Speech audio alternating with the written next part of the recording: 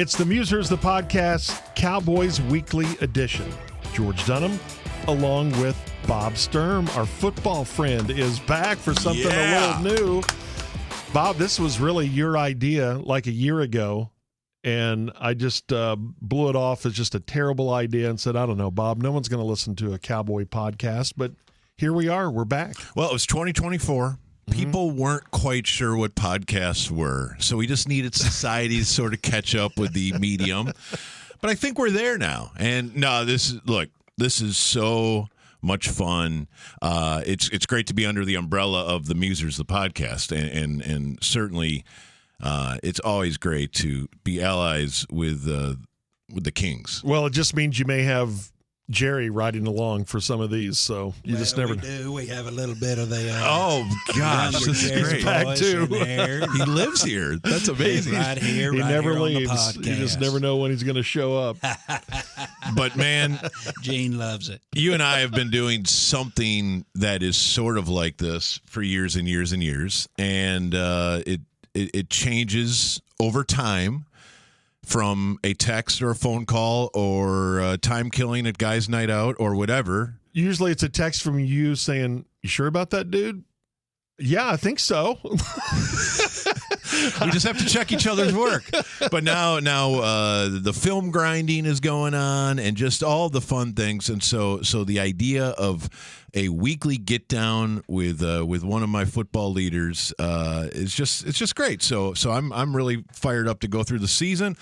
Who knows where it goes, but who knows? But we do know where it starts. Right here, a couple football friends just getting it done. And true to form, and maybe Jerry. The Cowboys, just a week before they open their season, they haul off and trade Micah Parsons to the Packers. Then they get beat by the Eagles. Yeah, we did. and now we get set for the New York Giants. So we'll cover that on today's episode. Let's start with Micah. Yeah. We were all shocked. Even though I'm not as opposed to the trade as a lot of people in town, we were all shocked by it. I can't believe they hauled off and did this. But as we started digging through it and digging through the rubble of what exploded here in Dallas, it made more sense to me than I think it did to you. But let's start there. Because it's pretty weird because the Packers are your team growing up, and now he's in Green Bay. Okay, can we start with why does it make more sense to you? Because I have been told, and we've talked about this, and I think we've been very responsible about it because most of it has been off air. We've brought some to the air. That's right. But I've been told the last few years that Micah is a pain in the butt. And inside the facility, inside the locker room, during the course of games, I think there's a reason why DeMarcus Lawrence used to have a major problem with Micah because he didn't always do what he was supposed to do. And I think he was probably still is a very self-centered player. I think there's some nuance to it. Yep. I think a lot of those things are true. But if you're a pass rusher in the NFL, see quarterback, get quarterback, and that's a very valuable player to have on your team. I understand that. But I think there's a lot of things at work here. There is a salary cap issue. Yes. And there is a negotiation that if you want to blame it on Jerry, that's fine. Or if you want to blame it on Micah, it went sideways. Let's go Micah on that. And it went sideways, I guess, maybe a little further than we thought, and that happened back last March. Yeah, I mean, for me, it starts with it is so out of character for the Cowboys to send away one of their premier players. Like, yes, I don't remember that ever happening, to be honest. I suppose you can go back to Herschel Walker, but that was a horrible team, and this team has been very competitive while Micah Parsons has been here, save the weird 2024. So you start there, then you start with it makes no sense from a Packers standpoint in the sense that they've never gone all in on a move like this. Sure, we'll sign Reggie White. We'll sign Charles Woodson. That doesn't cost us anything. But the trade two number ones is 1,000% opposed to everything the Packers do. And a starter. Right. And so you get those two things at the top. He's a lot. He's a handful. He's annoying. All of these different ways of saying the same thing. Yeah, there's no doubt. There's no doubt that Micah Parsons is a lot, and maybe the cowboy you compare him to most for me is Dez Bryant, because I would hear all the same things about Dez Bryant. Is that, we have to make sure he's at the meetings. We have to make sure that he's doing what he's in the treatment room when we need him there. We have to make sure that, he's not causing too much of a sideshow on the sideline when he gets frustrated. Dez was a lot. Yes. But he also was unbelievable.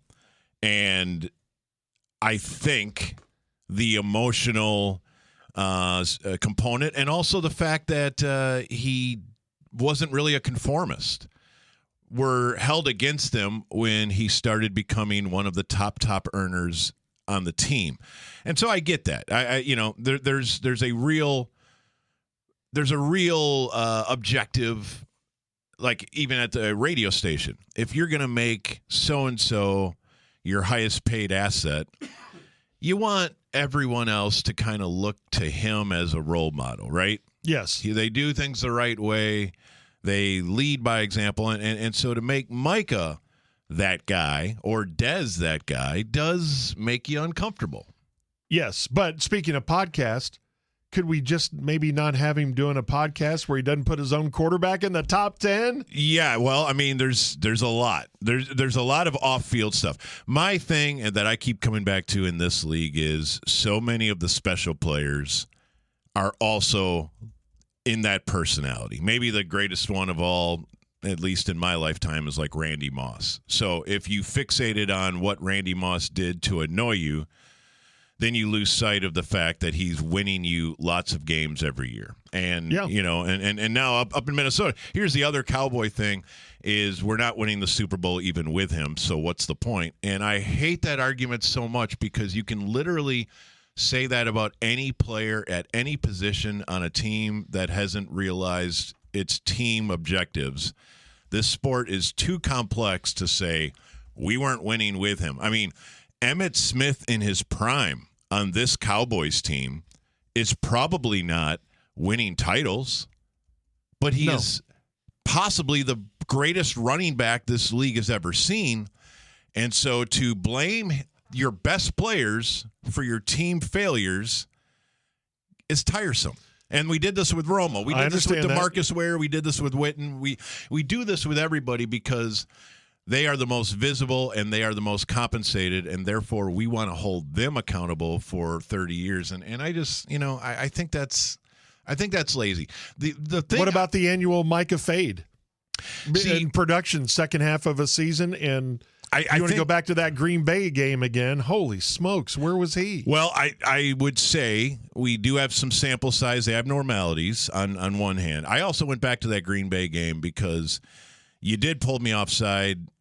And I'd love to get into this with on-field effort because I don't want to fight you in our first episode. I don't know if I cited the Green Bay game. Come on, I can't fight. I love it. I can't remember what game it was, but I remember showing you last year, would you call this effort, Bob? And it was Micah singled out, and it was like, wow, that is not good. Okay. I would just say as a general rule, you can find plays of any player probably where it looks like they have more to give. There could be exhaustion, there could be illness, there could be injury, or there could be he's given up the fight, which would be a horrible, horrible thing to say. But one play or I don't want to necessarily debate every single play of the guy's career. I just want to say as somebody who has been very, very intent on studying every play of his career to this point, I do want to say I've never felt effort is a problem. Now, exhaustion, sometimes that's a result of too much effort. Like you go too hard all the time. I mean, in hockey, there's a reason the shifts are 40 seconds because if they went that hard for 2 minutes, their legs would stop moving. And it's not because they're not trying. It's because they've spent it all. And I do think that happens. Okay. Does it happen at the end of the season? I think that's overblown. I think his pressure numbers are pretty flat or pretty consistent across the board. But you're right. The sacks and the big plays against the big teams, he's right there with Dak and CD and everybody else. We'd love to see more in these biggest games. And where were you? Now, I will say in the Green Bay game in particular, I didn't see effort poor at all, especially against the run, which is what people now say is almost gospel. But then the other thing that is wild to me is he's a pass rusher. And for me, pass rushers down 27-0 don't get to rush the passer because the other team isn't passing the ball. That's right. So why didn't he get sacks in a game where we were instantly down 2 scores and then quickly down 4 scores for the rest of the game? I just don't think Green Bay gave you a chance to sack the quarterback because they're not idiots. Well, and here's where I am going to look bad here in the next few weeks and in the next few months, because I think there's a good chance Micah comes in with a really good Green Bay team and smokes the Cowboys in late September, and he very well may be a part of a Super Bowl team this year, and it's going to... And maybe he's on his best behavior now. I don't know. He may be. I don't know. You know, a lot of times when guys get a wake-up call in their life, although $188 million is quite a wake-up call. We'd all like that. But I'm just By the saying, way, do you think he's worth that? Do you think he is worth $47 million a year? You know what? I think that number's a little fuzzy because for Green Bay, it's 41.8 because they get the fifth year and it's all new to them. So when they look at the structure, it's 5 years for $209 million. So that comes out to 41.8 a year. So for them, it's slightly more than TJ Watt. I believe the Packers would have given 2 firsts for TJ Watt this summer, even though TJ Watt's 31. Okay. Now, maybe they would have paid more because he's Wisconsin's own and all that. But I think they were trying to get TJ Watt, and then they couldn't believe Micah Parsons was available for roughly the same price at 5 years younger. So to them, they're saying, okay, TJ Watt is at 41.5, Micah Parsons at 41.8 at age 26. We don't even think about that for a second. From the Cowboys, 47 a year is new money to them. They got to make it work. I don't see why they couldn't structure the contract the exact same way, where Green Bay's paying him like $9 million this year and very little in the first 3 years. But the money's the money. You're right. You got to be super careful given what you've done with Dak, given what you've done with CD, which is why I would go back to this. I don't hate the trade. I hate how the trade was done. Sure, I'm with you there. They didn't get enough. If you were that offended by Jerry talking to him and apparently having a deal, and then apparently that same day Micah goes to Steven, then that's an indication of what's going to happen down the line. Trade him before the draft. Trade him on draft day. Yeah. I think you have to trade him where you can maximize value, and I think you have to agree that Kenny Clark at this age is a very nice player. But adding Kenny Clark to the 25th pick, let's say, and the 27th pick is just not enough for this player. I don't know. That second half Cowboy defense, as we're going to talk about later, looked pretty good to me. I agree. But I think you could do way better. I think Micah, at this point, you need to talk to teams where you could be picking a lot higher.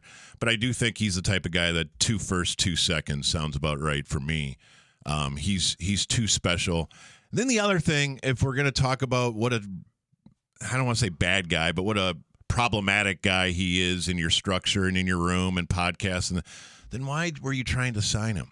Why were you saying to everybody that we offered him more guarantees in Green Bay and we thought we had a deal in April? And so the whispers out of the franchise bother me from a standpoint of they're not really credible at the top, because at the top they wanted Micah Parsons to be a Cowboy. Yeah. Even we can get 5 guys for the price of 1. I mean, that's all just coping, right? It's spin. They did. But I have heard it from some other people that are not named Jerry Jones of, okay, there's an upside to this. Who are the other people? You tell me. There's an upside. They're on your side, Jerry, that it's an upside to this. Because I've heard the same stuff. I don't deny it. You just don't necessarily believe it. I don't necessarily believe Bill Barnwell's numbers that they're the best defense over the last 4 years when Mike is on the field. I just don't believe it. Well, Bill Barnwell is not actually. I mean, he collating them. He's not creating them. Right. And to make it way easier than EPA per play or DVOA or all these numbers that make our heads spin, let's just go to the most basic ones. Number 1 in takeaways. Number 1 in sacks. Okay.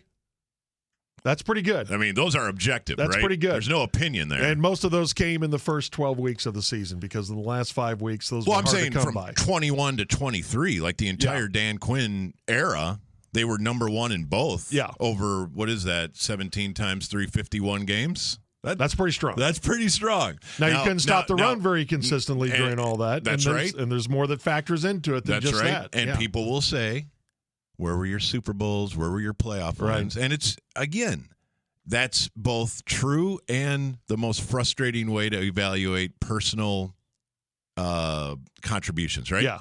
It's going to be fascinating to watch it this year. Micah, It is. I mean, frustrating and fascinating at the same time. I just, for me, I come back to we're letting special players get out of this city at a rapid rate, it appears, in their mid-20s.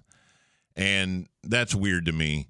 You know, Luka is Luka, Micah is Micah, but there are absurd similarities between the two of them in the sense of, we wish they would have had a couple personal habits that were a little easier to deal with. But at the same time, wow, the new teams are like, are you serious? He's available? Micah Parsons, and I think they have a much better team to support him in Green Bay. Which is why for Green Bay, get the lead and let him eat. Tee off. Yeah, and so absolutely. It is what it is.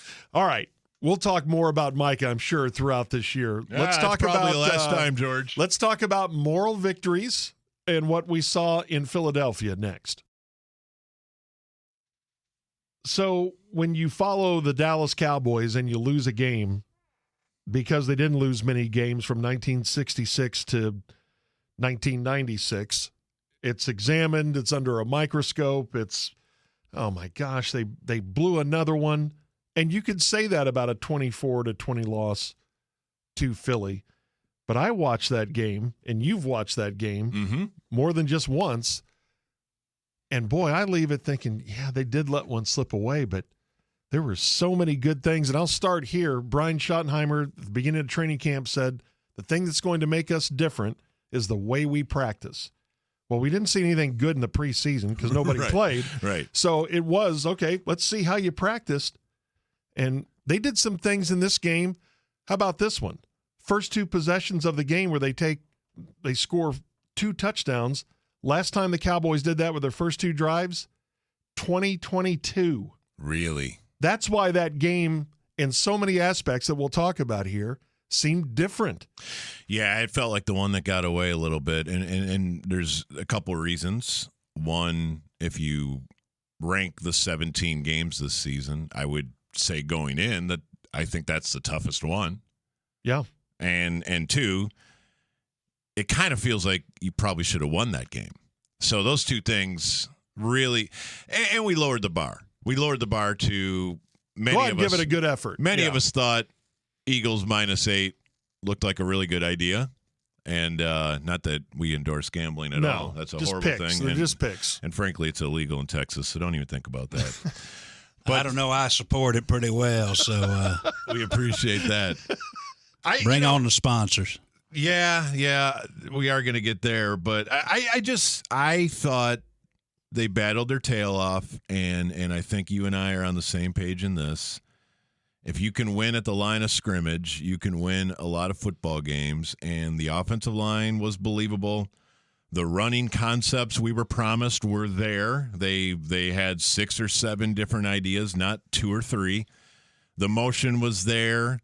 At the snap, the misdirection, all very good. Your quarterback was locked, and then in the second half, the defense came alive. So lots of really good grades, but of course, not the result that really matters. So it's nuance. And and here on Football Friends, or whatever we call our show, I want us to be capable of nuance because I do think the quick headline won't always capture that.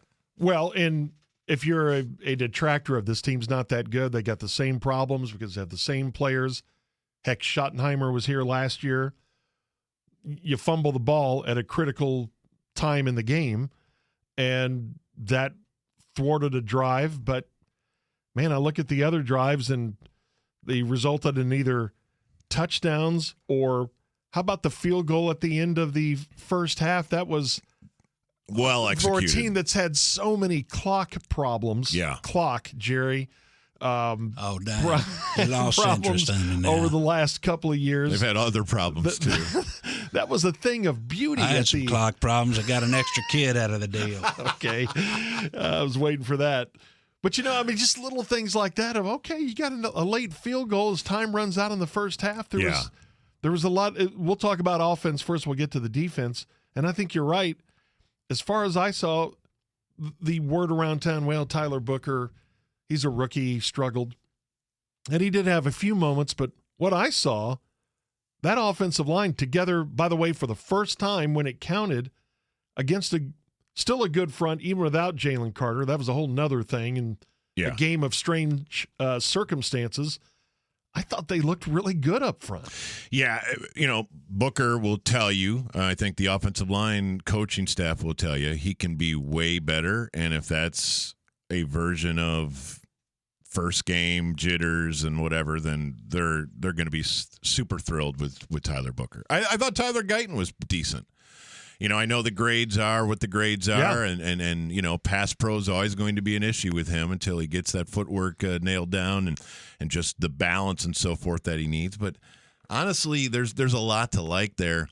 And then, I really enjoyed that the running game is more varied. And I know this is off in the weeds, but I kind of nerded out this summer looking at Clayton Adams coming over from Arizona. And Arizona somehow runs the ball like you wouldn't believe, and then people will say, well, I bet you that's Kyler. No, Kyler's never run less than he is now, especially and sometimes it's runs. with a receiver, and yes, right. It's different ways to run it. That's right. And so when you say, well, can this work with Dak? I think it absolutely can, because the quarterback wasn't really the feature in Arizona, and it doesn't have to be here. And then the other thing in Arizona is, go ahead and name for me your favorite offensive lineman for Arizona. And I know James Conner's a great story, but what are we talking about at running back at Arizona? But that was like a top 3 running team last year.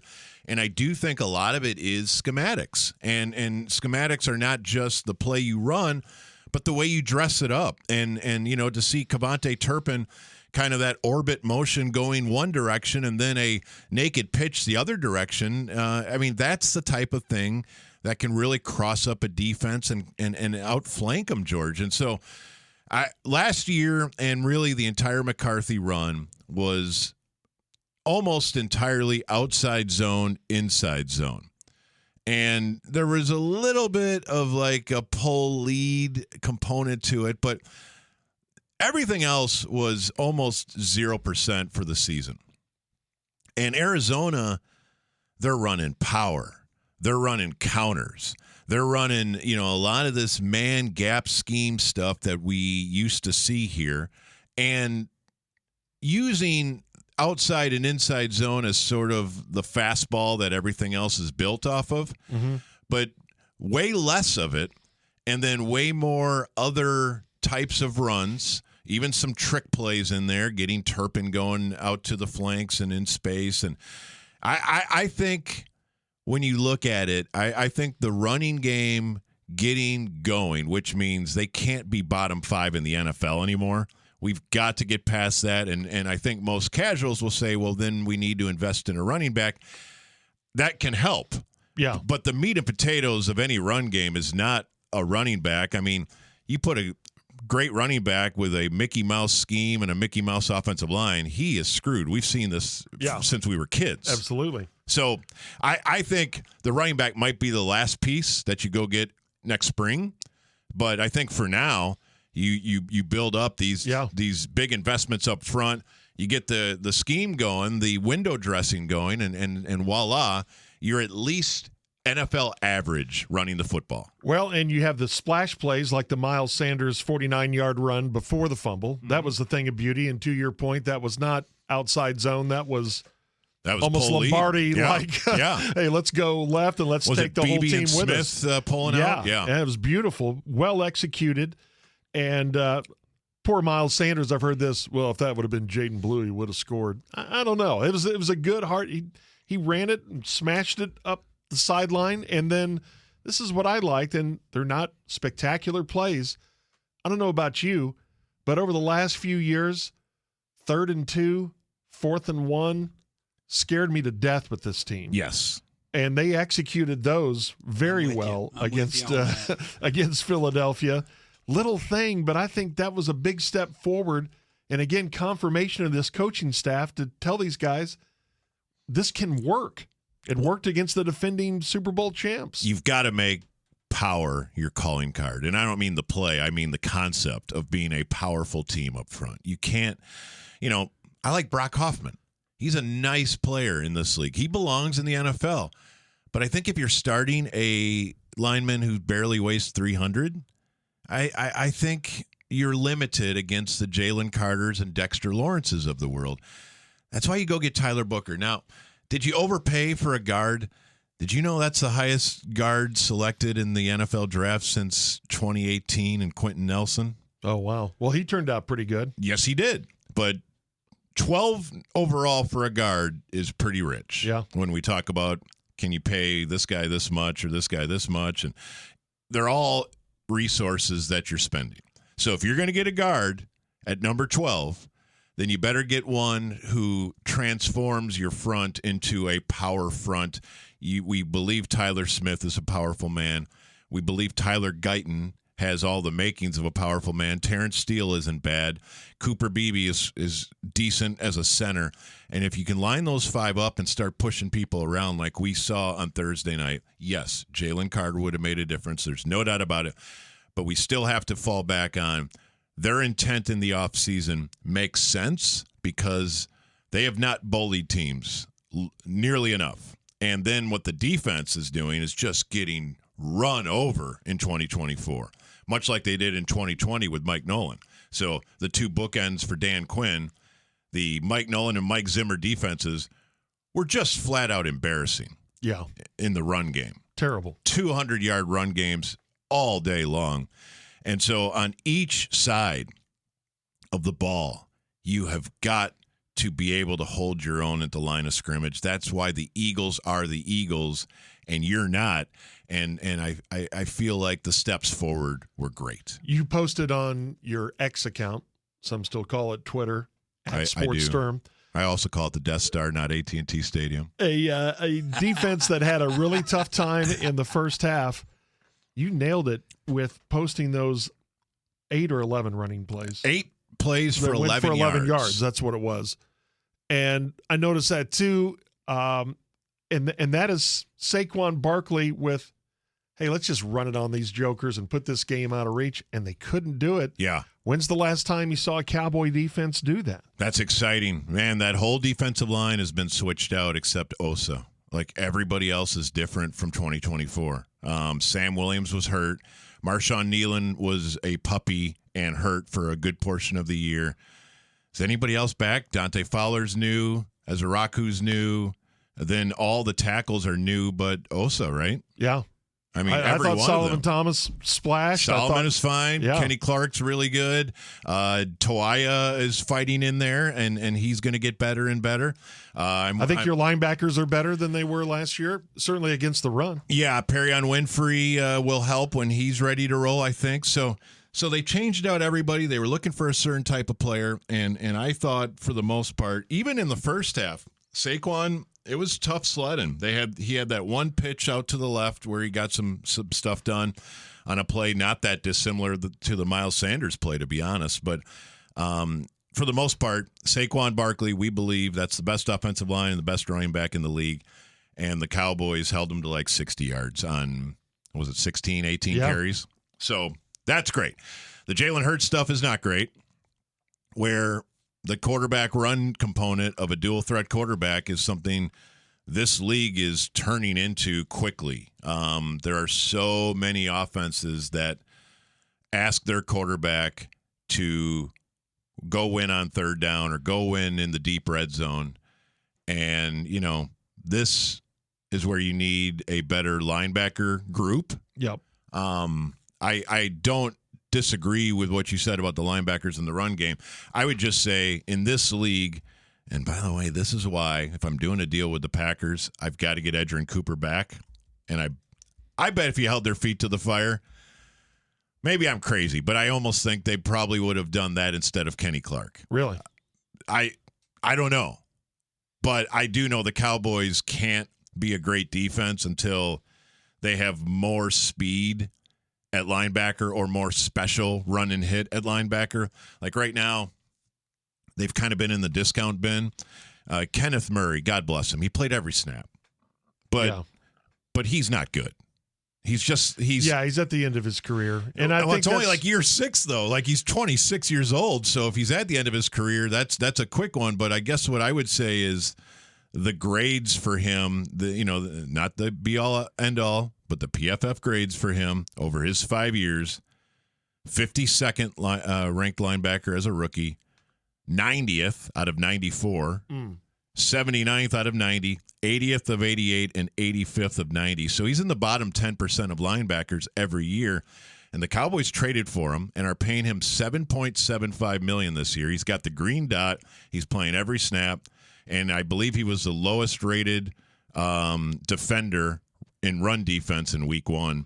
And the tape kind of shows it. I can believe that, but I think Jack Sanborn gives you something. Yes, I do. And you're going to get DeMarvion Overshown back at some point. There's some speed, and I think Shamar James has some speed, and I think he's going to get on the field more. Okay, and why is Liafu playing 4 snaps? I don't know. See, to me, that's one guy who played in the preseason that showed, hey, look at him. Yes. He can play. You made him play in the preseason. Right. Yeah, no, I think the whole key is going to be Overshown. My thought watching that is when Jalen Hurts is making bad things happen every third down and every red zone, is I think Overshown can corral and make the plays where Murray can't, Sanborn probably can't. Like Sanborn, that touchdown to Hurts, he's got a race to the pylon, and he didn't even make it close. And I think he had the better angle because he's going right down the goal line, and Hurts is escaping and heading towards the pylon. And, Sanborn is a nice player, but not in space. Not sideline to sideline, right? No, that's where Overshown can really be a difference maker for him. Yeah, so that's going to be interesting if Overshown is the same twitched-up dude that he was when we saw him healthy, and if he can stay healthy, maybe that's the solution. But I want to do this before we leave the Eagles game. I want to talk Dak with you. Okay. Because I think he will be a topic every week, probably. Sure.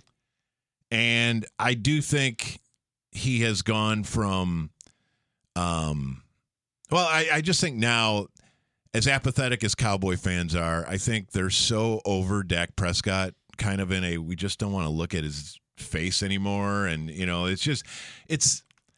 it's really where Romo was entering 2014. If you can remember, if you can remember 8-8, 8-8, 8-8, and Romo missed the final game in 13 because of his back, and remember that the playing game against the Eagles, which they lost with Kyle Orton, and that was the year after they lost to RG3 in a playing game with the Redskins, which was a year after they lost to Eli in a playing game with the Giants. Like those were dark years. 2011 through 2013 are some of the most ridiculous years in Cowboy history, if you don't count Dave Campo. It's not supposed to be funny. But people in that 14 offseason were so out on Romo. And they were just like, this just ain't going to work. He's just not that good. Why did you guys... I don't know how you could watch the Eagles game and say Dak Prescott is not that good. No, absolutely not. And he has been good. And that's the thing is, yes, small step back in 2024, which I think is explainable given how ridiculous the skill positions were and how we're doing this dog and pony show where we're not going to give you any running backs and we're going to make you play Zeke and Dalvin Cook and we're going to healthy scratch Rico Dowdle or we're going to say he has the flu in San Francisco. It was just so crazy. No second wide receiver, just all this stuff. And then everybody's like, what's wrong with Dak? What's wrong with Dak? We're paying him all this money. See, this is part of maybe we'll do this next week. I'm a big believer in who's around the quarterback more than the quarterback. Yes. I'm such a big believer in that, and we don't put any nuance to it. We just go, well, win. Okay, well, who's around him? That's why you see Baker Mayfield doing incredible things in Tampa now. Yes. Because he has a much better group around him. He's had a couple of people coach him up to the NFL level. But, I'm a big believer in that. The conversation, like with Jalen Hurts, is crazy because I'm saying to Corby that I don't get See, it's a weird conversation because it's exactly what you're saying in the other direction. The goal of a football organization is to make your quarterback's life easy. Yeah. To have solutions. And they've done a great job in. of that in Philadelphia. And the Eagles deserve all the credit in the world. Absolutely. But when you play Jalen Hurts, what is the defense trying to do? I'll tell you. They're trying to make him play quarterback. Yeah. Because he doesn't most of the time. And that game on Thursday night, people are going to be like, man, he's just a winner. And he does make winning plays. Yeah. He does play winning football. And that's all true. But I think at the same time, he's not playing the same position as what Dak Prescott's being asked to do. I totally agree. Like, it's weird because... And that's why I think Caleb Williams will eventually struggle unless they find the right sort of system for him. And I don't know if that's Ben Johnson. And right. Yeah, it's a whole thing. Yeah, it's such a fascinating position. It's the most important one. It's the one that's talked about the most, but maybe understood the least. And I'm not suggesting I have some great body of knowledge about this, but I do think to have an honest conversation about what a quarterback does, we have to go way deeper than this guy just wins and this guy just doesn't. Right. Ergo, this guy's clearly better at his job than this guy is. Well, no. There's so much. And when the job description for a quarterback, like if I said, Jub, write down for me the job description of a quarterback, and you would, and you'd have a lot of great things that you want to see. And then we say, okay, well, apply that to Jalen Hurts. Well, he doesn't have to do A, B, C, or D, but on E and F, he does a really good job. Okay, but he's not actually doing. It's like. But they run the EF offense in Philly. They run the EF offense and they win every week. And so that's not his fault. And he's making tons of money and he's getting tons of credit. And now he's a made man with a ring. So when you say to somebody, I don't think Jalen Hurts is actually playing the same position that these other guys are being judged on. I think it comes down to like the Justin Herbert question, which is, could Justin Herbert win in Philadelphia? No, probably not. Not to the Interesting. way that I think Justin Herbert goes in there and they run a different offense because he's capable of so much more. I thought you were saying with the offense they're running now. Yeah, no. He could win if you changed up what you were doing. Yeah. And then how do you have those guys on the outside and that tight end? Yeah. Now, do you like Jalen Hurts taking the Chargers to the Super Bowl? No. I don't either. No. So it's the Dak conversation, but flipped on its ear. And, sure. And so now, if you have a running game, if you have an offensive line, if you have a George Pickens opposite CeeDee Lamb, if Jake Ferguson can catch a touchdown, which I think that is a play before the fumble? Yeah. The play before the fumble, you hit your tight end right in the hands in the end zone. I know he got lit up. Boy, But Drew Pearson said it. I saw catches like that a number of times in the NFL this past weekend. Didn't Drew Pearson say, they're going to hit you either way. You might as well catch the ball. Yeah. And if Jake Ferguson doesn't bobble that in the air, he doesn't get lit up like that. If he catches it and hits the ground like he always does, he's going to get hit, but it's not going to be that vicious. One other thing from the Philly game, the 4 drops by CeeDee Lamb. Did you ever get an explanation, the one that was right in his breadbasket, that Dak could not have walked out there any better? I noticed it the night of the game, then going back and looking at the All-22. Was that a CD actual bust on a route? Babe Laufenberg says this week that I never got an explanation, but he thinks he was throwing the ball to Jalen Tolbert, who is just on a go route and right underneath CD. And I wonder if it just dawned on CD, oh my gosh, I just cut off Tolbert, or was Tolbert supposed to stop?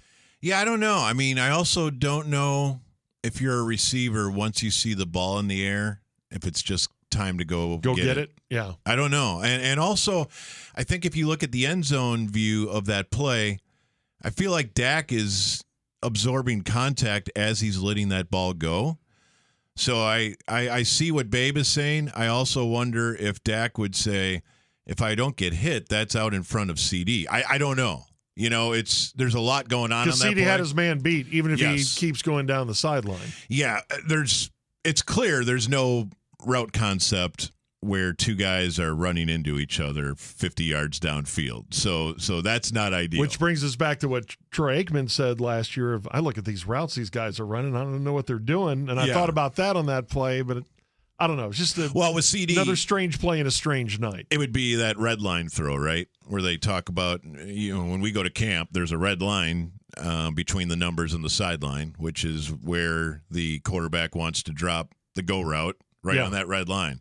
So you're not running him out of bounds, but you're also not running him back into the safety. Right. So stay on that line, and that kind of looked like what CD was doing.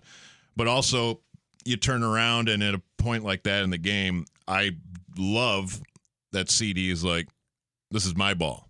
I'm going to go get that ball. So now we get to the drops. Then get it. If you're going to go get that ball, then get it. Yeah, and so here is my half-baked explanation for that, I think, that I'll put in the time capsule as we look back at this game in 10 years and try to remember what happened in week 1 in 2025 if we're all still doing this.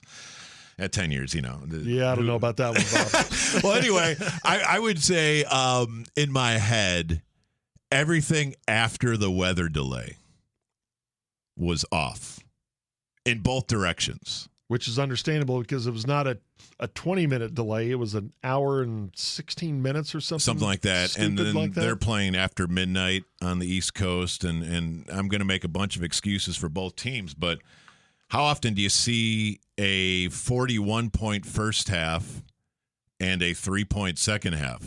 I mean, and after the delay, it was 0-0 the rest of the way, and both teams had the ball, I think, 3 times each or something like that. So it was a extremely weird game where nobody could stop scoring. Then we have a long, awkward, unique delay, and then nobody can do anything on offense. And so I'm not trying to blame Uncrustables or weather delays or anything other than it's weird that the Eagles and the Cowboys offenses stopped functioning after that delay, and I don't want to say all, 3 of CD's 4 drops were after that. I believe the Ferguson drop was right before it. I believe the Ferguson drop, then the fumble, and then they called the teams off the field. Because the delay was after the fumble. So, it's not great. That one, and then the 4th and 3, which I heard you guys talk about it, and I just, to me, I think if I throw that to CD 10 times, he catches it 8 times on the 4th down. And I think it's a play he has to make. I think it's a great throw. I also think it's the Dez catch scenario where you say it's 4th and 2 or 4th and 3. Do I need to get a fresh set of downs and not try this throw, even though my best receiver is in man against a guy I know he's going to. And he just cooked him. Yes. Yeah. Cooper DeJean, slot fade. Like, you dream about it. The throw is right. The receiver's right. The matchup's right. He stacked DeJean. I mean, everything's great. You just got to make the play. And one reason why I think he may not have made that play, CD, is I think his first look back, and this is why that talk is always made for defensive backs and receivers, his first look back, puts his hand back, slows him down just a fraction. You're right. I think Dak put that ball right on the money. If he doesn't break stride, heck, it may be 6. I mean, I think the replay, the ball hits like his forearm. Yeah.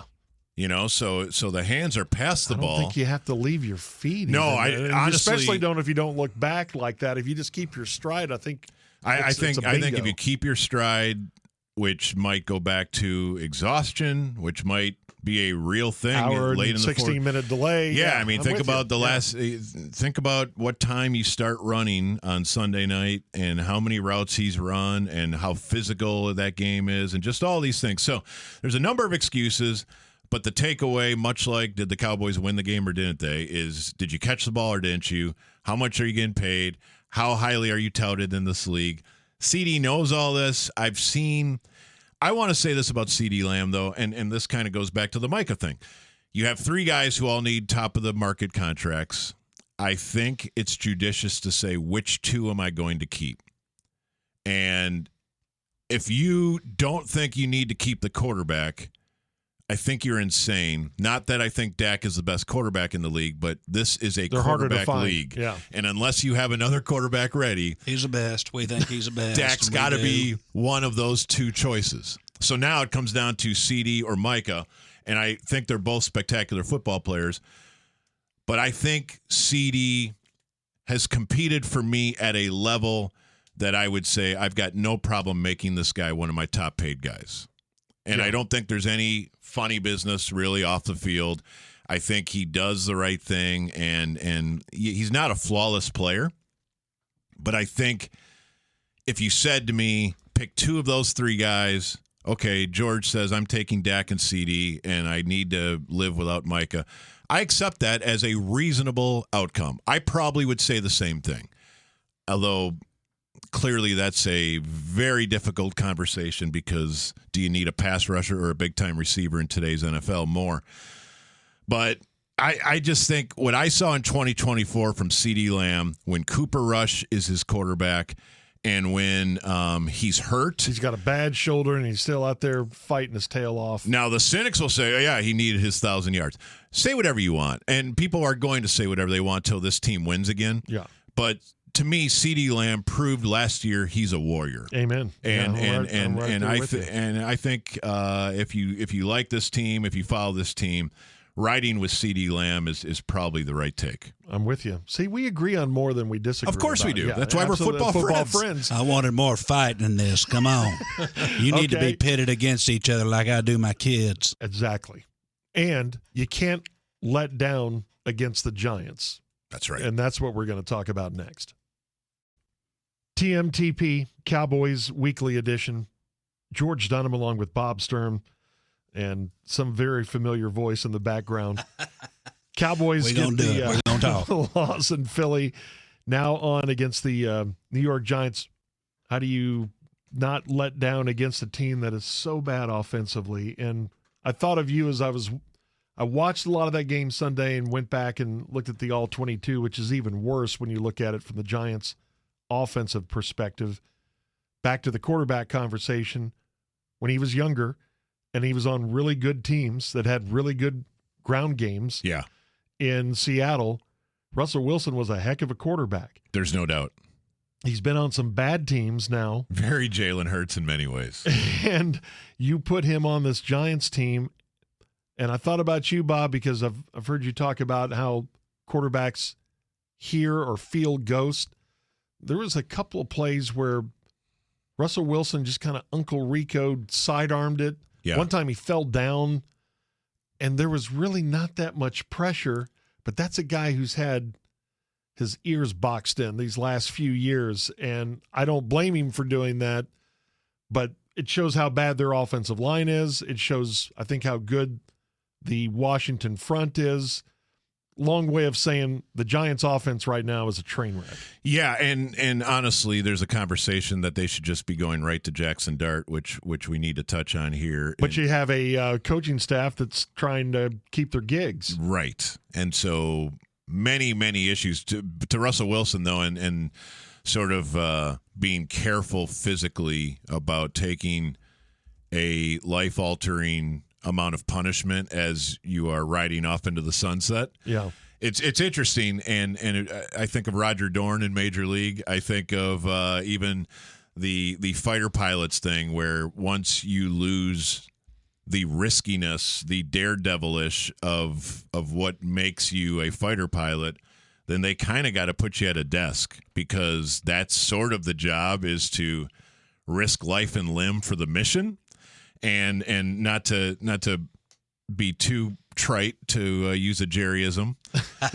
I like that. This is football, but at the same time, there is an intersection of making $300 million and going back for one last year or two more years and making an extra 15, 20, 30 million, and your wife telling you, okay, but let's be smarter here. You've done so much. Let's have a nice life when we're done here. And so you got that always. I think Favre had this at the end. And Favre is thought of as the ultimate warrior. Really understandable. But there was that playoff game against the Vikings, I want to say, in 2006, where he's running towards the end zone, and you've seen him take on everybody,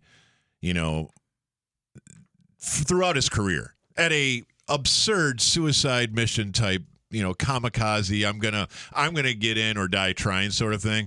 But that time, Favre's 37, and he sees a linebacker running at him, and he sort of underhands the ball like Uncle Rico might, or like Kip Dynamite Mike, and it was a total panic play, but it was in the playoffs, and you're like, this is not Elway taking the giant hit at the end of his career. This is a guy who's actually showing us he's a human.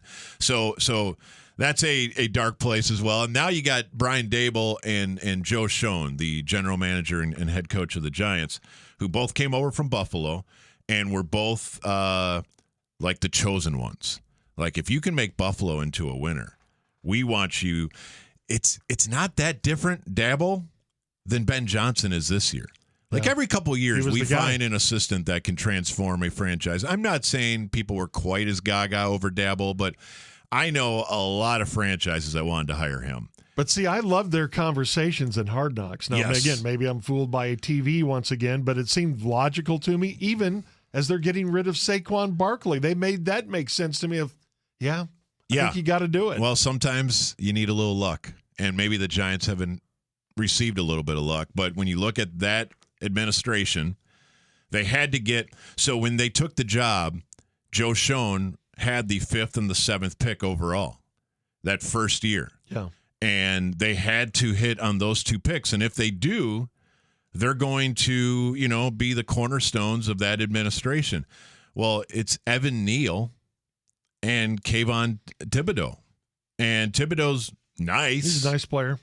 But Evan Neal, they haven't been able to start him at all. Yeah. I mean, it's a top 10 offensive lineman, and it's been a complete bust. Now, I thought he was great at Alabama, but he hasn't been great at all in the NFL. And that's really the issue with the Giants. And with Andrew Thomas, I don't think going in week 2, unless you've heard differently, but he's their one good offensive lineman, the Georgia left tackle. Yeah, and I don't think he's going this week. I don't think he is either. They're trying to be judicious. I think he had the Liz Frank who joins us now. But I think he had that's Hey guys. Hey Liz. Hey, Liz. How y'all doing? Thank you. So what's up? What are y'all up to? Okay. Well, Liz, Okay. we're gonna get back to the So Giants. sorry. They just haven't ever fixed their offensive line. So now, as we circle back to Jackson Dart, don't you think Russell Wilson and maybe even Jameis is what you do when you have a horrible offensive line? And let's not put Jackson Dart out there till we think the rest of this offensive line is able to succeed. At least wait till Andrew Thomas is in there and gets his sea legs, and maybe we can get some semblance of being able to build a running game again and build pass protection. Because really, if you want to go back to the Giants' last Super Bowl, 2011. 13 years ago. Yeah. You would say, what do they have in common since? And you would just say they've never had an offensive line that was anything above Daffy Duck. Right? Yeah, it's been bad. So the defense is coming around. I don't hate the Giants' defense at all. In fact, with Brian Burns over here and Thibodeau over here and Abdul Carter now has up been in the added to the A-gap, mix. that's a problem. And I think Dexter it'd be Lawrence right next to him. And I think that could be a problem this week. Yes. For the Cowboys. Yeah, the Cowboys offense should see some resistance. There's no doubt. They're way better. Their secondary is way better. They've done a lot of good things. Draft picks, free agency. The Giants defense doesn't stink. Obviously, Malik Neighbors is great. But otherwise, what scares you about their offense? Wan'Dale Robinson in the slot is a little bit of a water bug and can be a problem, but they've missed on wide receiver upgrades besides Neighbors. Remember, Jalen Hyatt was supposed to be a huge factor. Now they'll run him on a go route like 8 times a game and maybe throw him a 50-yard pass, but he's just never been a good pro. Who's the guy that ended up in Kansas City? The Florida kid. Nelson, Florida wide receiver. Son of a gun, Georgie. You got me. Number 80-something. Yeah, number 80-something. He might have been. He was supposed to be the guy in New York. And Kadarius Toney. There we go. There you go. And he had a good game against the Cowboys at the Death Star a couple of years ago. Yeah. But the Giants offensively are challenged. They hired an offensive scheme genius to fix it, and here we are in year 4. And we're still running. Doggone, he doesn't have Josh Allen. Doesn't have Josh Allen. They screwed up the Daniel Jones thing. They actually screwed up by beating the Vikings in the playoffs, which caused them to re-sign Daniel Jones. All these things are connected. Sometimes playoff wins are bad. But Daniel Jones orchestrates the first offense since 1977 to not have to punt during a game. Incredible. You want to explain that one to me? I'd rather just say they're signing him to 4 for $160 was a horrible decision for the Giants and set their franchise back. And that's why they spent the offseason hiring 3 quarterbacks. Russell Wilson, who's had it. Jameis Winston, who's never really had it. He has the only 30-30 season in recent history, which is leading 30 touchdowns and 30 interceptions is just a masterpiece. Craziest year ever for a quarterback, for the funniest guy in the NFL, without question. And then Jackson Dart, who we've seen him successful in a Lane Kiffin offense. Does that translate to the National Football League? He gives them the best chance. He's very toolsy. I did like what he did at Ole Miss. But I don't know, with an NFL playbook and a scheme and being able to play in structure without the paint-by-numbers Lane Kiffin style, I don't know how that's going to work, but it's probably worth trying. Am I crazy for thinking Brian Daboll's still a good coach? No, I think he would get hired quickly again. I think he would too. But I hear that now. He got his number. It's a little like Robert Saleh on the other side of the ball. You go to New York and you try to fix those generational messes. Yeah. And then everybody's like, yeah, you're probably just a good coordinator. Why don't you come home to San Francisco and run our defense? Boy, and I think it is a tough place to coach, too. To be a head coach. New York is such a bubble. Yeah, and, not that different than like the Bears job, which is why with Ben Johnson, I keep saying, you guys had a chance to hire Jim Harbaugh. Who was perfect for Chicago. Who's perfect for Chicago, who has like the Ditka blessing, all these things, and they just bearsed around and screwed that up. He's now the Chargers coach. The Chargers look like they're building nicely, and now Ben Johnson is a different version of Brian Daboll. You're in like these so cynical football markets, trying to learn how to be an NFL head coach in the Lions' Den. And, trying to bring a young quarterback along as he's in the Lions' Den. And you two are going to try to do something that really nobody's ever been able to accomplish. So those jobs and this job, the Cowboys job, I always feel so much more comfortable with a coach who is comfortable in his own skin, which I guess is why I like the McCarthy thing, is like all this other stuff isn't going to freak him out, most likely. He's seen that. Whereas Schottenheimer, navigating like game decisions and media, responsibilities and all this stuff, it might be problematic, but maybe I think so maybe far he's hit the it. mark. We'll talk more about Shotty next week. Yes, but let's do that. I think so far so good with him, and out of the gate in Philly, I give him a lot of credit for getting them ready to play. And here we're patting him on the back again for a good effort, but it was a good effort. Yes. And they did some things that's like, well, okay, that is coaching and something we hadn't seen around here in a while. Okay. Huge Brian Schottenheimer test for week 2. Okay. Get your boys ready to play for a noon home game, because this team, since that stadium's been opened, is so stinky. Farts and falls down a lot in games like this. They sleepwalk till the third quarter. Okay. I think Shotty's going to be fine this week. There we go. We'll talk about how great he is. We'll talk about his first win next week, George. Okay, that's what we're going to do. Football Friends, Cowboys Weekly Edition. We're having good times, and we are, and it's something we're looking at, and we do, and I'm just going to keep talking just well, like that's this. good, but just thank our producer, Peter Welton, for doing everything Peter he's Welton done. for doing everything that he's done, all the positivity and the things and the stuff that he does when we look at, and we forever. do like to do that.